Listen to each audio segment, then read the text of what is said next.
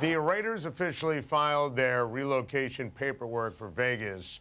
What's the timeline on getting this done? Well, they're hopeful of having this come to a vote at the league meeting in late March. That's the annual spring meeting, the biggest ownership meeting of the year. Mark Davis has been pushing for that for quite some time. I've been reporting for quite some time that that's how this would play out. And the question remains, does he have the 24 votes to get that move? I should say 23 because I think we all know which way Mark Davis is voting. And I do believe he does, Adam, at this point. Barring Oakland stepping up with more than a term sheet, with a whole lot more than they have on the table right now, be that through this Ronnie Lott group or wherever other means they may come by it, unless there is massive movement out of the Bay Area in the next 6 weeks, then I expect this to come to a vote in late March. I expect it to be approved under that circumstance by the other owners, and then they'd play in Oakland in all likelihood for 2 years while the stadium is being built, and then go to Vegas in 2019. Yeah, makes sense, and I totally agree that Mark Davis has to believe that he has the votes. Adrian Peterson said on ESPN this morning that while he sees himself with the Vikings next season, Jason, he knows the NFL is a business. Do you think it's a foregone conclusion he's an ex-Viking next year? I think that was a foregone conclusion, and he's got his salary and his contract structure is so out of date with the way running backs are valued now, particularly older, beat-up running backs, and that's his reality. He's not making $18 million a year anywhere. And in fact, the best-case scenario for him may be a one-year prove-it deal somewhere for between, I don't know, $5 to $7 million guaranteed and a chance to make more on top of that. But I don't see there being an overwhelming market for him. I get the sense that he's worn out his welcome there a little bit. They bent over backwards for him, the way the injury was handled this year. Then his decision, I'm going to come back for this game, even though they didn't think he was ready. And then he played, and of course, there was another inevitable setback, which added even more drama to their season, in which every week it seemed like there was a new ordeal. So no, I don't see him back there. I don't see teams climbing all over themselves to land him. There'll be a lot of bad teams that would be interested in. This smells a little bit like a New England Patriots thing, though, to me. Does it not? Wow. I mean, they're paying Blunt $2 million a year. His deal's up. You've got Lewis, right? You've got White. You've got the change of pace guys. Like him on a 1 year, $6 million deal. You want to come get a ring, play with Brady while he's still doing it? We'll see where the value is. They won't overspend for him, but I don't think the market's going to be crazy for him. Totally agree. There's a realistic chance he's done. Listen, reports out earlier today, Jay, that the Seahawks could lose a second rounder in this year's draft for their failure to report Richard Sherman's knee injury this season. What are you hearing on this?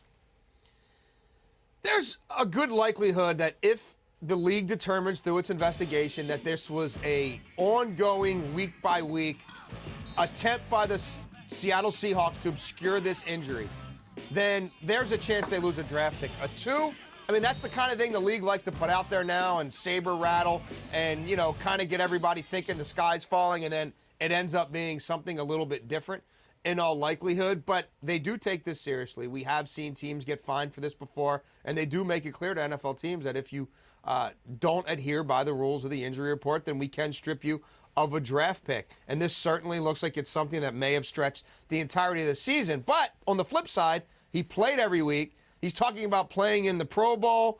It's not like he was missing massive practice time. So I would say we'll see, you know, how this transpires. We'll also see how long the league takes to investigate it, because these things can tend to go on for quite a while. But, yeah, I think they'll lose a draft pick. I don't know if it's the second day of the draft. Jason, when the Falcons season ends, we know the 49ers are planning to offer Kyle Shanahan the head coaching job. So what are you hearing in terms of the 3 general manager candidates that are left? Is Shanahan going to meet with them? Is he going to have impact and input in terms of the decision? Take us through the thinking, I assume there is thinking, in San Francisco. Yeah. I don't know how much thinking, but yeah, we've got to assume some thought went into this, although it's certainly been a circuitous route. There's certainly been no shortage of guys who pulled out. Yes, this is Kyle Shanahan's job for the taking. Doesn't necessarily mean he's going to take it. He's going to have a lot of questions for them. He has tremendous leverage here, and I think he'll have the ability to staff that entire building. And I'm not just talking about coordinators and GMs. I'm talking about having a say in personnel directors, scouting, college scouting directors, and the like, should he choose to go that route. And let's face it, his dad always did. So I would suspect Kyle not to be shy and bashful, and he's generally not. He has a lot of strong opinions about what it takes to be a winning organization.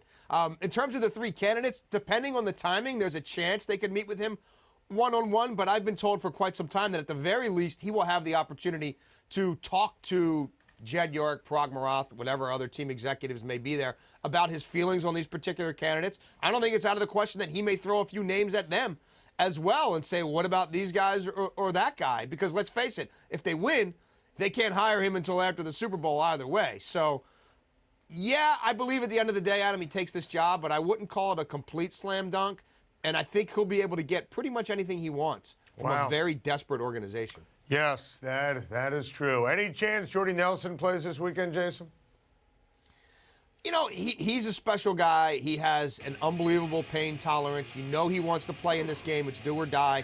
It's the entire season, and if they win, you have 2 weeks to try to get yourself back ready to play again. It'll be determined by how much he can do Friday and Saturday.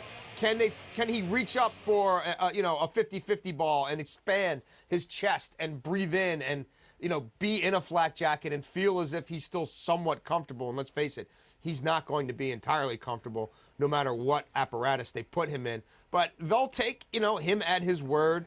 They'll see what he's capable of doing late in the week and how close to football activities he can come, and then make the determination there. Normally, I'd say probably not, but given the circumstances of this game and given the individual involved, I won't entirely rule it out just yet.